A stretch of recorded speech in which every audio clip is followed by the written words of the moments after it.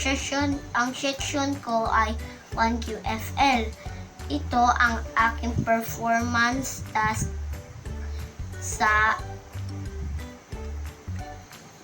arts.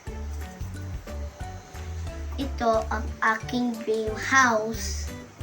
Ako naggawa nito by myself. Ito ang aking dream house. Itong bahay, ang hugis ng bahay ko ay parisukat.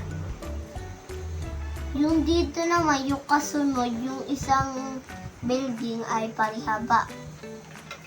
Dito rin sa kabila. Tapos, ang pinto ay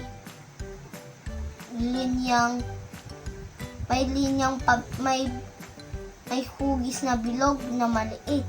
Pati may linyang pahiga, pati pahaba, pati patayo. Tapos ang itong bintana may pahiga, pati may patayo, ay bubong. Ang hugis ito ay tatsulok. Diba? Kasi ang kayang matulis ay 1, 2, 3. Tapos tatsulok yan. Pati itong watawat ay may linyang patuwid, pati may hugis na square. Ayan lah. Ito rin, pati ito. Itong puno, gumawa akong dalawang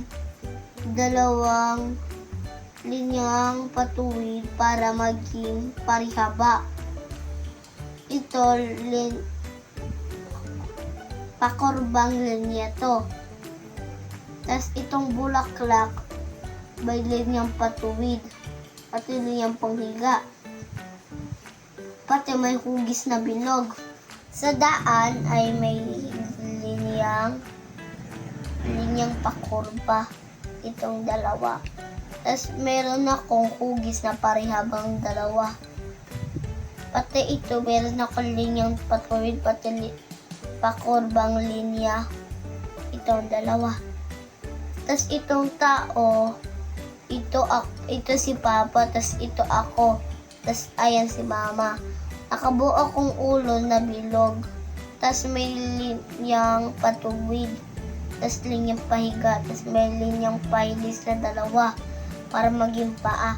Itong sasakyan ay mayroon 2 gulong na hugis na bilog. Tapos meron linyang patuwid, pati linyang pahiga, pati linyang patayo. Ayun lang po. Bye.